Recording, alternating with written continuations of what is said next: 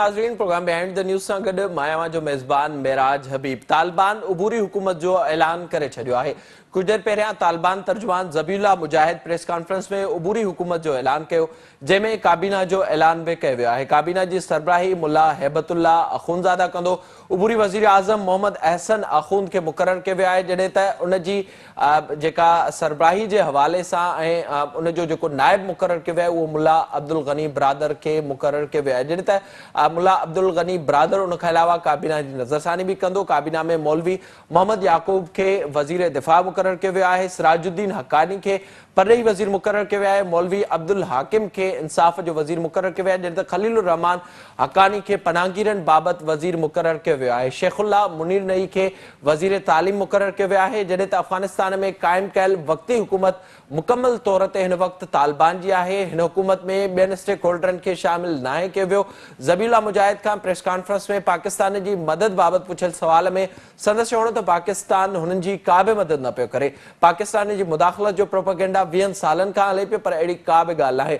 ज़बीउल्लाह मुजाहिद press conference में हिन ॻाल्हि ते बि ज़ोर ॾिनो त दुनिया तालिबान खे तस्लीम करे, जंहिंमें ज़बीउल्लाह मुजाहिद जो इहो बि चवणु हो त ही उबूरी हुकूमत आहे। मुकमल हुकूमत जो ऐलान बाद में कयो वेंदो, जॾहिं त अॼु काबुल में हिकु एहतिजाजी मुज़ाहिरो पिणु थियो आहे, जंहिं ते तालिबान पारां हवाई फायरिंग ऐं शेलिंग जो इस्तेमालु कयो वियो।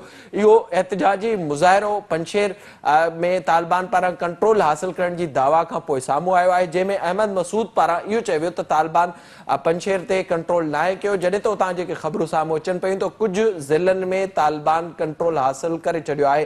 क़तर में बि अॼु अहम मुलाक़ातूं थियूं आहिनि। अमेरिका जे हवाले सां बि अहम ख़बरूं साम्हूं अचनि पियूं ऐं तालिबान तर्जुमान इन ॻाल्हि ते बि ज़ोर ॾिनो आहे त हाणे दुनिया तालिबान खे तस्लीम करे। इन सॼे मामले ते पाण प्रोग्राम में ॻाल्हाईंदासीं। असांखे हिन वक़्तु वीडियो लिंक ज़रिए जॉइन कयो आहे सीनियर तजनिगार आहिनि, आलमी मामलनि जा माहिर आहिनि, मोहतरम जनाब ब्रिगेडियर सैयद नज़ीर साहब। सर अस्सलाम वालेकुम। जी वालेकुम अस्सलाम। बहुत शुक्रिया प्रोग्राम में वक्त देने के लिए। बताइएगा, आज उबूरी सेटअप का ऐलान कर दिया गया है तालिबान की तरफ से, आप किस तरह से देख रहे हैं? जो एक्सपेक्टेशंस थी उसमें ये जाहिर था कि अहम रोल होगा मुल्ला अब्दुल गनी बिरादर का, और हम ये भी देख रहे थे मुसलसल के दूसरे स्टेक होल्डर्स को शामिल करने की भी बात हो रही थी, जिसमें हामिद करजई और अब्दुल्ला भी शामिल थे। किस तरह से इस हुकूमत को आप देख रहे हैं? जी बहुत शुक्रिया। देख लो, जब हम अफगानिस्तान को देखते हैं तो उन्होंने तकरीबन 11 दिनों में अफगानिस्तान को कब्जा कर लिया था, फतह कर लिया था, और उसके बाद तकरीबन 23 दिन लगे उनको हुकूमत बनाने में। तो लगता है कि आपस में भी काफ़ी सलाह मशवरा था और कंसल्टेशन थी, और इसके अलावा जो बाकी क्या पॉलिटिकल पार्टीज थी उनके साथ भी। लेकिन जो हुकूमत अनाउंस हुई है उसमें तो जो शख्सियात है उसके बारे में तो एक्सपेक्टेशन थी, और वो ये था कि मौलाना हसन जो है अखूंद, उसको रईसुल वज़रा करार दिया, इन्हें एक किस्म का प्राइम मिनिस्टर, और उसके बाद मुल्ला गनी बिरादर को उसका नायब, और इस तरह मुल्ला याकूब की भी उन्होंने वज़ीरत दिफा दिया है। इस तरह हक्कानी नेटवर्क के सिराजुद्दीन हक्कानी, उनको भी वज़ीर दाखिला, और इसके अलावा ज़बीउल्लाह मुजाहिद वो जो स्पोक्स पर्सन था उसको भी दाखिला, ब्रॉडकास्टिंग और उसमें मीडिया। तो लगते तो ये थे कि ये लोग, इनको हिस्सा मिलेगा। दूसरी बात ये भी थी कि जो होंगे उसमें ऐसे शख्सियात ज़्यादा होंगे जिनका मुख्तलिफ इलाकों से ताल्लुक़ है।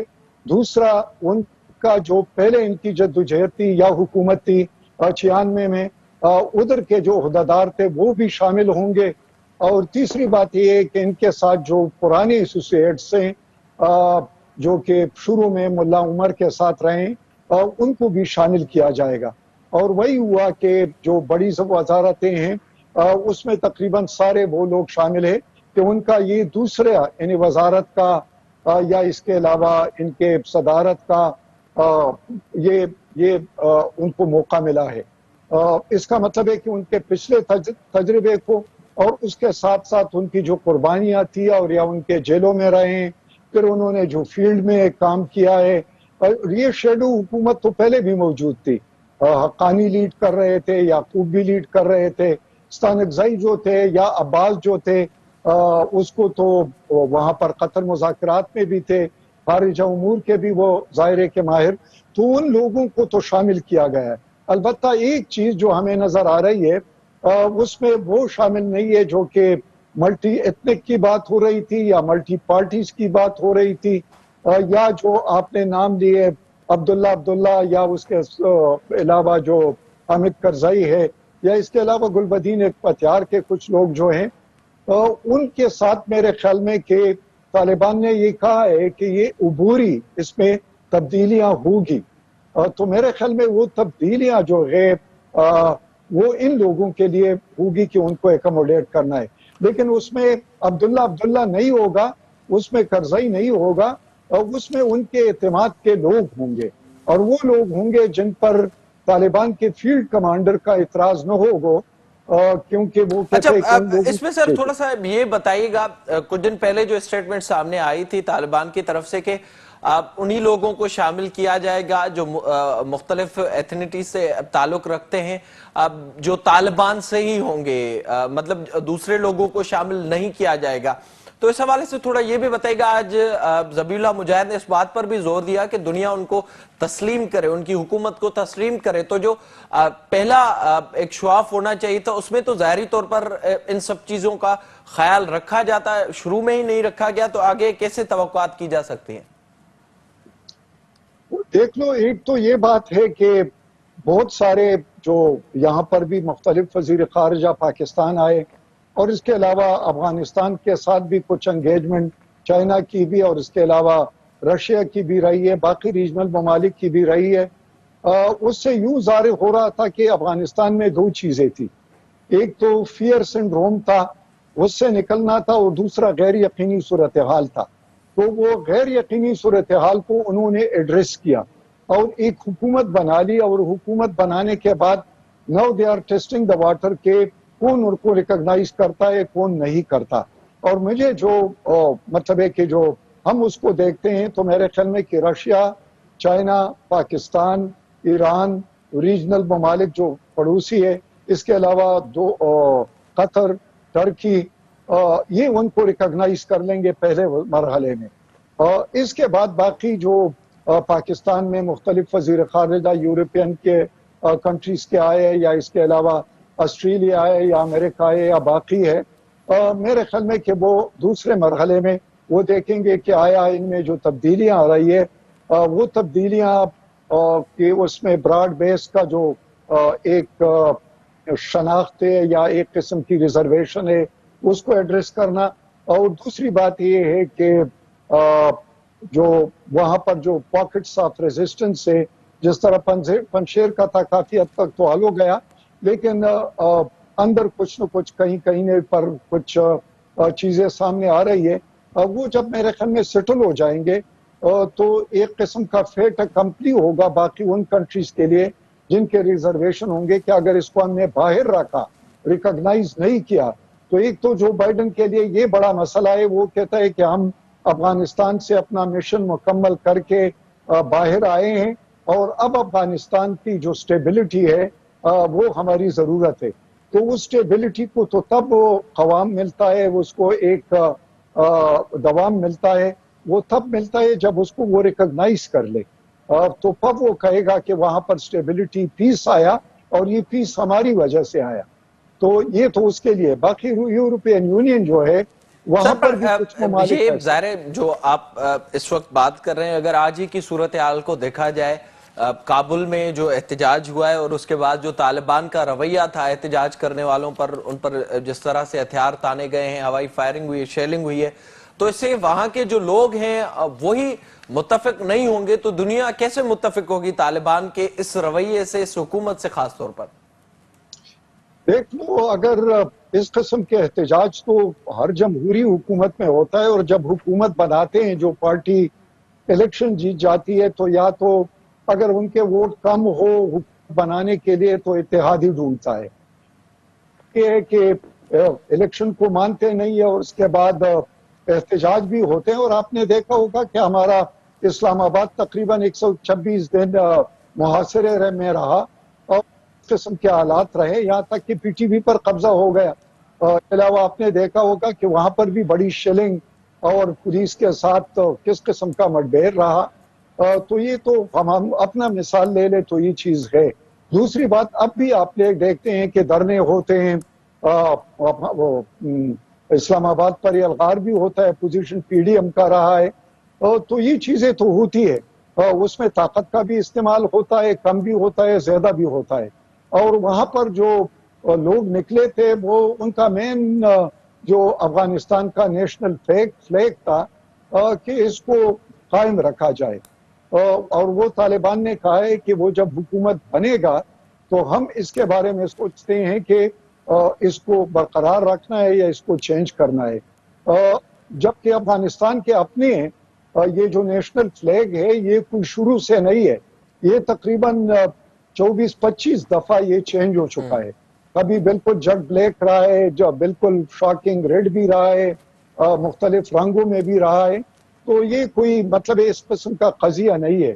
البتہ میرے خیال میں جب حکومت ابھی بن گئی تو کچھ شبہات میرے خیال میں کہ سیٹل ہو جائیں گے، اور اب ہوپ کرتے ہیں کہ افغانستان میں امن ہو، کیونکہ اب ان کا سب سے بڑا مسئلہ انسانی المیہ ہے، وہاں پر ڈراؤٹ بھی ہے، خشک سالی بھی ہے، اس کے علاوہ جنگ کے اثرات بھی ہیں، اور تیسری طرف پر ان کی معیشت فعال نہیں ہے، نوکری سے نوٹ نکلے ہوئے ہیں، ٹریڈ جو ہے، بزنس جو ہے اس طریقے سے نہیں چل رہا ہے، تو ان کو ہیومینیٹیرین ایڈ اور اس کی ضرورت ہے، وہ صحت کا شعبہ ہو، تعلیم کا شعبہ ہو، یا اس کے علاوہ خوراک کا، یہ ان کا سب سے، اور میرے خیال میں کہ جب یہ ریکگنیشن رفتہ رفتہ آئے گا تو رفتہ رفتہ وہ ریکنسائل بھی کر جائیں گے۔ اچھا، اس میں تھوڑا سا بریگیڈ صاحب یہ بھی آگاہ کیجئے گا، ظاہر ہے جو وہاں پر ہم اب صورتحال مسلسل دیکھ رہے ہیں، پاکستان کے حوالے سے جب آج بھی ذبیح اللہ مجاہد سے یہ سوال کیا گیا تو انہوں نے کہا کہ 20 سال سے پروپیگنڈا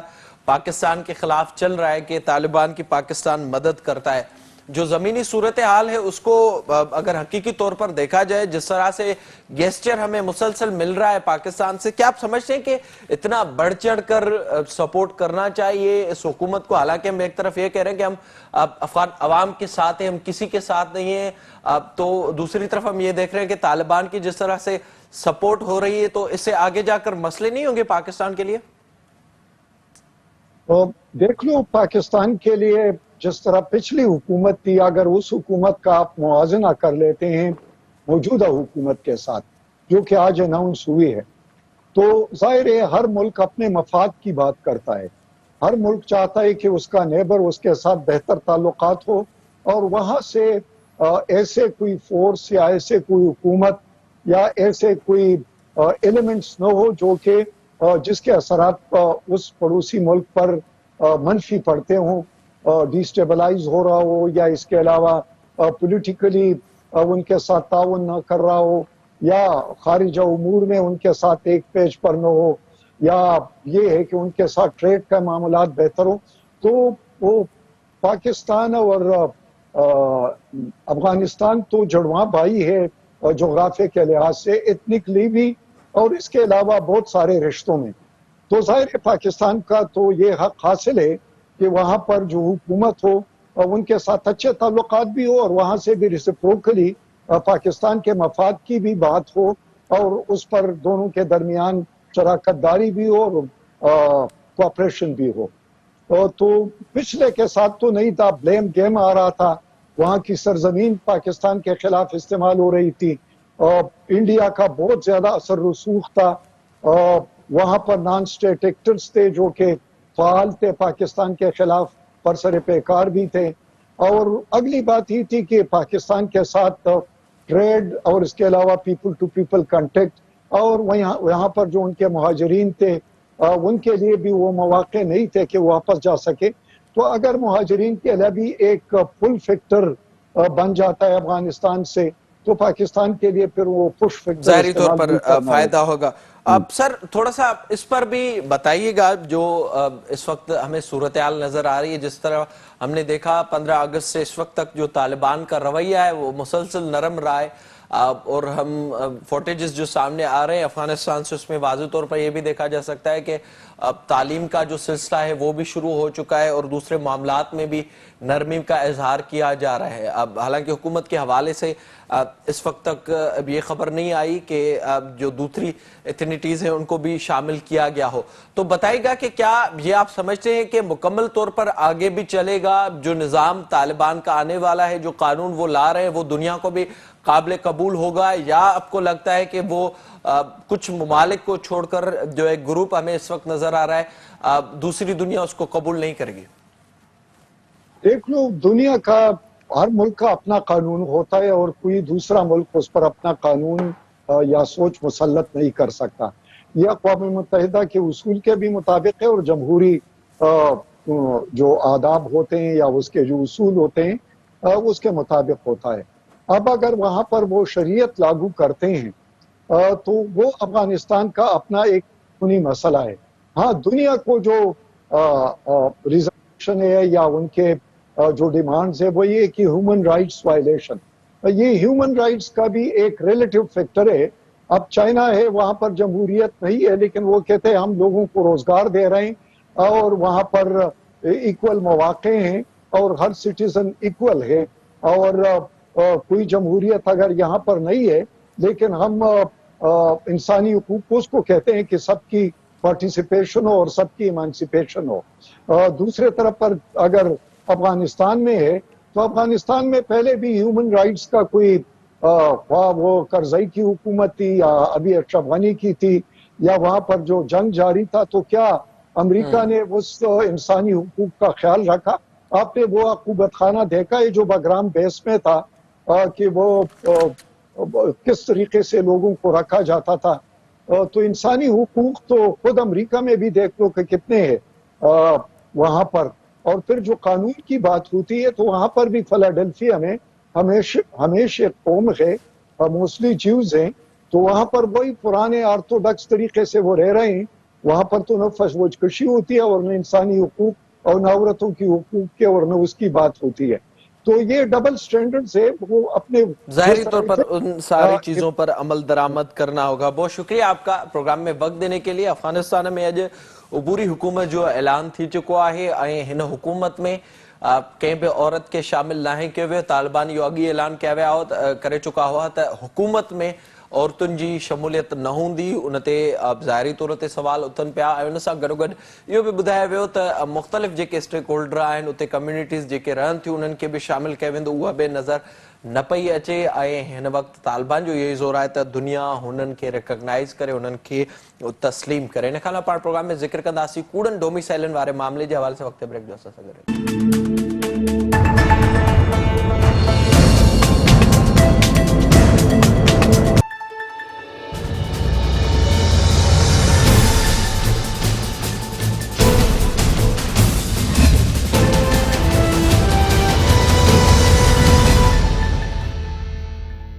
सिंध काबीना जे अॼु जे इजलास जे हवाले सां जेको वॾे वज़ीर सैयद मुराद अली शाह जी सदारत में थियो, जंहिंमें वॾे वज़ीर सैयद मुराद अली शाह डिवीज़नल कमिश्नर खे 10 सालनि दौरान ठहियल डोमिसाइल ऐं PRC जी जांच पड़ताल करण जी हिदायत कई आहे.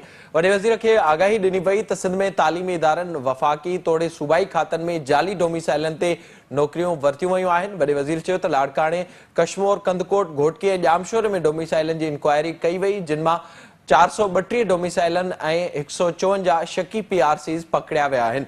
इजलास खे ॿुधायो वियो त डिप्टी कमिश्नर्स पारां डोमिसाइल ऐं PRC जारी करण जा इख़्तियार ADC हवाले करे छॾिया आहिनि. इजलास खे इहो बि ॿुधायो वियो त UC सेक्रेटरियुनि जेके रहाइशी सर्टिफिकेट जारी कया आहिनि उहे बि जाली आहिनि. वॾे वज़ीर चयो त हिकु दफ़ो जंहिंखे डोमिसाइल जारी थियो आहे उहो कानूनी तौर ते मुस्तक़िल रहाइशी बणिजी वञे थो. PRC असुल मुस्तक़िल रहाइश जो सर्टिफिकेट आहे. काबीना पारां रेवेन्यू खाते, आबपाशी खाते जे वज़ीर, कानून वारे वज़ीर ऐं घरू सेक्रेटरी ते ॿधल ही टी कमेटी जोड़े छॾी आहे. डोमिसाइल ऐं PRC जो जाइज़ो वठण बाद पंहिंजूं सिफ़ारिशूं पेश कंदी. जेका ही कमेटी हूंदी उहा वॾे वज़ीर समूरनि ज़िलनि में 3 सालनि दौरान ठहियल डोमिसाइल ऐं PRC जी जांच पड़ताल जो हुकुम बि ॾेई छॾियो आहे. ही कमेटी 2 महीननि में जांच मुकमल कंदी, जॾहिं त सिंध में कूड़नि डोमिसाइलनि वारो मामिलो गुज़िरियल केतिरे ई वक़्त खां हलंदड़ आहे. गुज़िरियल साल सिंध में कूड़नि डोमिसाइलनि ऐं PRC जी निशानदेही थियण खां पोइ सिंध में एहतिजाजी मुज़ाहिरनि जो जो सिलसिलो शुरू थियो हो। सोशल मीडिया ते भी सिंध जे अवाम पारां भरपूर एहतजाज कयो वियो हो, जंहिं बाद सिंध हुकूमत खे ख्याल आयो काज़ी शाहिद परवेज़ जी सरबराही में जांच कमेटी जोड़ी वई हुई। उन वक़्तु मुर्तज़ा वाब ऐं नासिर शाह पारां प्रेस कॉन्फ्रेंस कई वई हुई। संदन चवणो हो त केतिरियूं ई नौकरियूं ऐं दाख़िलाऊं कूड़नि डोमिसाइलनि ऐं PRC ते थियूं आहिनि। सिंध सरकार पारां इहो ऐलान कयो वियो त वफ़ाक़ खां 20 सालनि जो रिकॉर्ड घुरी वरितो आहे।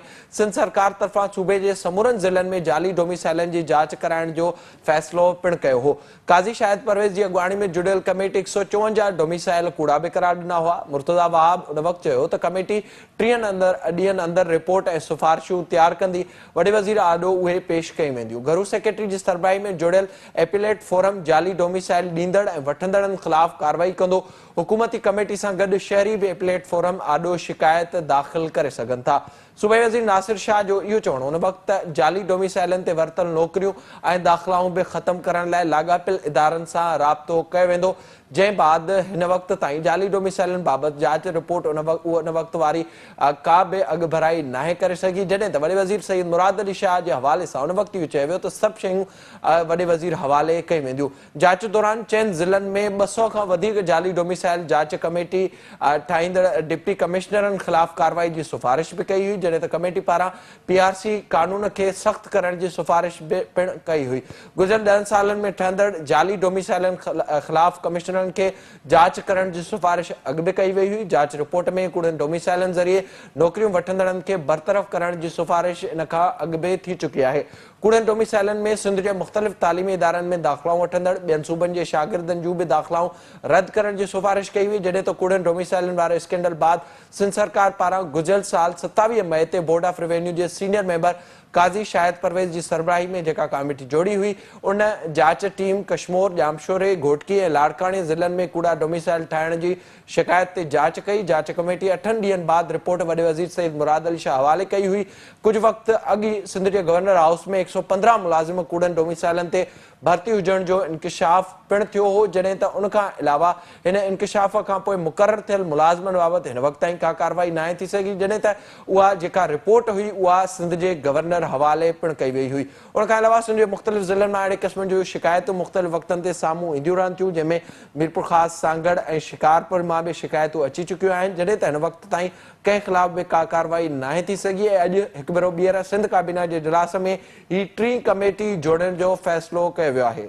प्रोग्राम में ज़िक्र कंदासीं अॼु सिंध काबीना पारां 3 कमेटी ठाहिण जो फ़ैसिलो कयो वियो आहे। कूड़नि डोमिसाइलनि बाबति 2 कमेटियूं अॻु ई ठही चुकियूं हुयूं। हिकु कमेटी जेका 1 हफ़्ते लाइ ठही काज़ी शाहिद परवेज़ जी सरबराही में, ॿी कमेटी सूबाई वज़ीरनि ते ठही जंहिंजी सरबराही सईद नासिर शाह कई हुई, जॾहिं त अॼु 3 कमेटी जोड़ी वई आहे, जंहिंमें आपाशी खाते जे वज़ीर, कानून वारे वज़ीर ऐं घरू सेक्रेटरी खे शामिल करण जो फ़ैसिलो कयो वियो आहे। सॼे मामले ते पाण प्रोग्राम में ॻाल्हाईंदासीं। असांखे हिन वक़्तु फ़ोन लाइन ते जॉइन कयो आहे सीनियर तजनिगार आहिनि, कानूनदान आहिनि, मोहतरम जनाब शुआब उस्तो साहब। शुआब साहब अस्सलाम वालेकुम। वालेकुम सलाम। बड़ी मेहरबानी शुआब साहब प्रोग्राम में वक़्तु ॾियण जे लाइ। ॿुधाइजो ज़ाहिरा गुज़िरियल केतिरे ई अरसे खां सिंध में इन ॻाल्हि ते एहतजाज हले पियो त हिते कूड़ा डोमिसाइल ठहनि पिया, PRC ठहनि पिया, उन में मुख़्तलिफ़ यूनिवर्सिटियुनि ऐं कॉलेजनि सां गॾोगॾु नौकरियूं बि वरितियूं पयूं वञनि। छा पिया सम्झो अवां, छा सिंध हुकूमत इन मामले ते संजीदा नज़र अचे पई?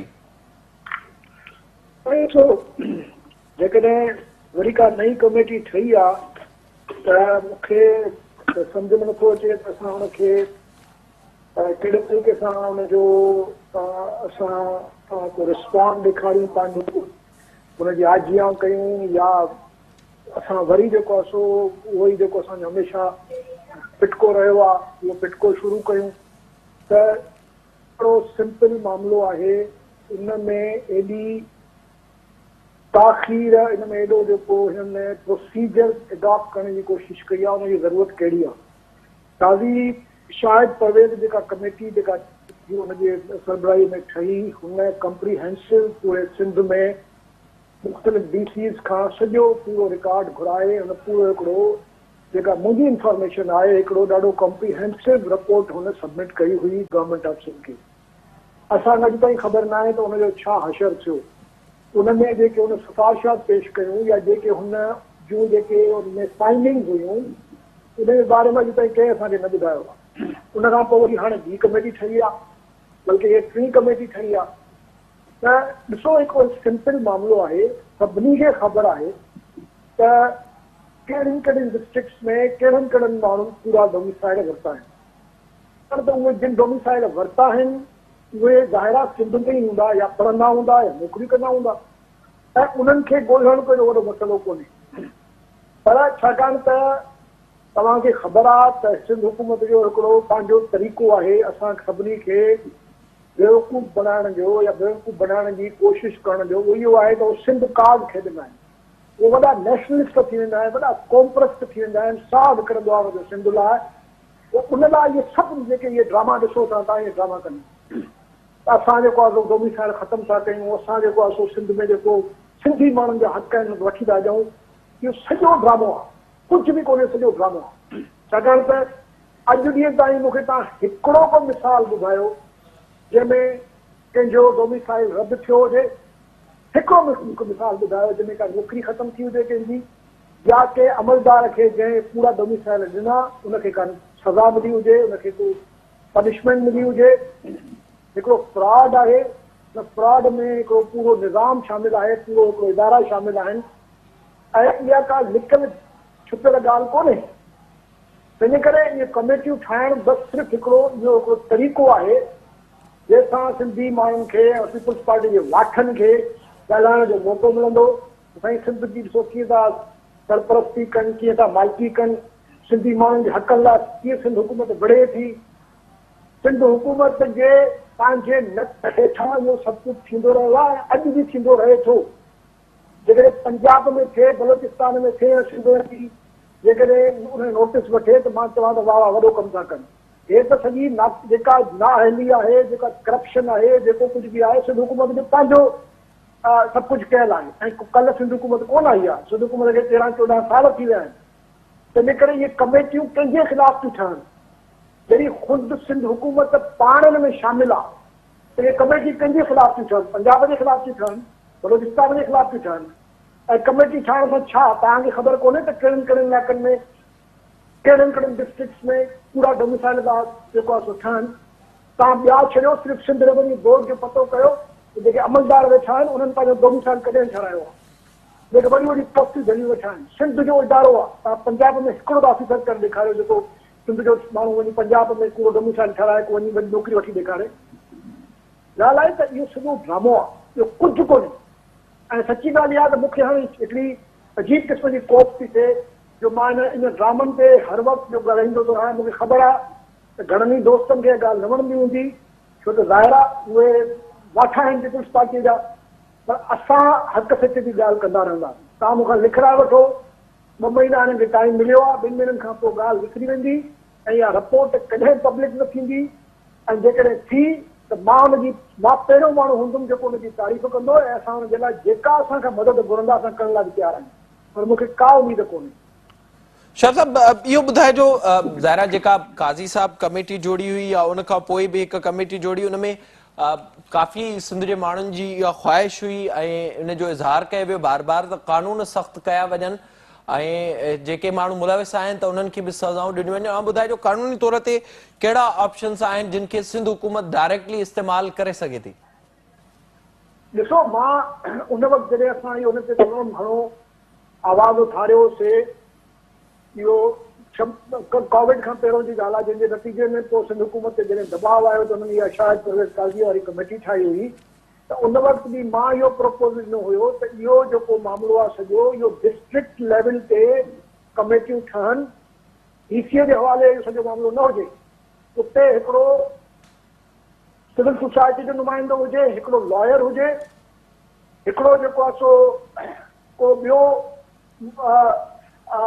उनमें को नुमाइंदो हुजे जेको लोकल कंहिं कॉलेज जो या कंहिं यूनिवर्सिटी जे तरफ़ खां हुजे ऐं डीसी हुजे। इहे 4-5 माण्हुनि जी, बल्कि हुन में मुंहिंजो त इहो बि ख़्यालु आहे त डिस्ट्रिक्ट जज खे बि शामिल करणु घुरिजे, सेशन जज बि हुजणु घुरिजे।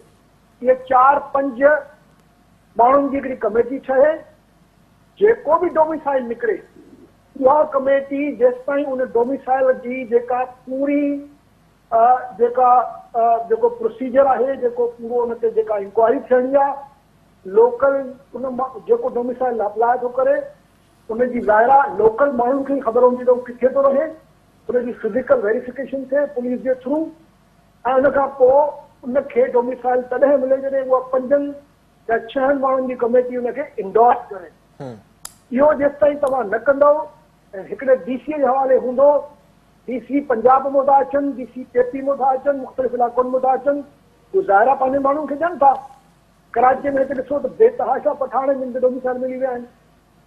तव्हां ॿाहिरां ॾींहं वञो त जेके अचनि था पंजाब मां डीसी हो पंहिंजे माण्हुनि खे ख़ामोशीअ सां राति जो ॿुधाई में डोमिसाइल इशू थो थी वञे। सभु ख़बर आहे हिननि खे, पर छा आहे त नियत जेकॾहिं तव्हांजी पंहिंजी ख़राबु हूंदी, तव्हां पाण ई नथा चाहियो हिननि खे पाण खे इहो कारोबार हलाइणो आहे, त पोइ कीअं इहो हिननि महिल कहिड़ी ॾुखियाई आहे मूंखे ॿुधायो। नोटिफिकेशन गवर्नमेंट इशू करे, रूल्स फ्रेम करे छॾे ऐं हुन खां पोइ हर डिस्ट्रिक्ट में हिकिड़ी कमेटी हुजे, सिविल सोसाइटी, वकील, मीडिया जो माण्हू, जज ऐं डीसी, इहे 5 ॼणा 4-5 ॼणा हुजनि। उन खां पोइ जेको बि प्रोसेस थिए इन कमेटी जे थ्रू थिए। ॾिसो कीअं थो जेको इहो मामिलो ख़तमु थी वञे। हाणे सॼो मामिलो आहे कामोरनि जे हथ में ऐं तव्हांखे ख़बर आहे करप्शन जेका आहे, करप्शन जो बाज़ार गरम लॻो पियो आहे। हिकिड़ो जेको ॿाहिरों अचे थो उनखे हितां मुफ़्त में जेकॾहिं 2 लख रुपए में डोमिसाइल मिली थो वञे, उहो त उनजी त चांदी लॻी थी वञे, उनखे नौकिरी बि मिली थी वञे, उनखे असांजे इदारनि में जेको आहे सो दाख़िलाऊं बि मिली थी वञनि। सिंध में जेको आहे सो डोमिसाइल जो जेको आहे सो रेजिडेंट थी थो वञे ऐं असांखे ख़बर ई कोन थी पए। पर जेसि ताईं लोकल माण्हू इन्वॉल्व न थींदा, जेसि ताईं लोकल मीडिया इन्वॉल्व न हूंदी, लोकल सिविल सोसाइटी इन्वॉल्व न हूंदी, लोकल जुडिशरी इन्वॉल्व न हूंदी, इहो मामिलो ख़तमु न थींदो। अच्छा अभिषेक साहब, गॾोगॾु जेका पहिरीं कमेटी हुई हुन में 20 सालनि जी ॻाल्हि कई वई हुई, अॼु जेको फ़ैसिलो थियो आहे हुन में 10 सालनि जो रिकॉर्ड गॾु करण जो फ़ैसिलो कयो वियो आहे।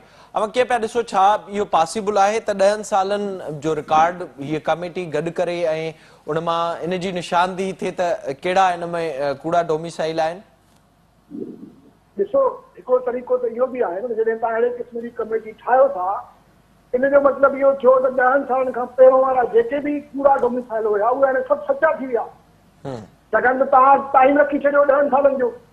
जेकॾहिं तव्हां 10 सालनि खां पोइ ते वेंदव त चवंदा भई तव्हां 10 सालनि खां पोइ जी त ॻाल्हि ई कोन था कयो, तव्हां सिर्फ़ु 10 सालनि जी ॻाल्हि कई हुई।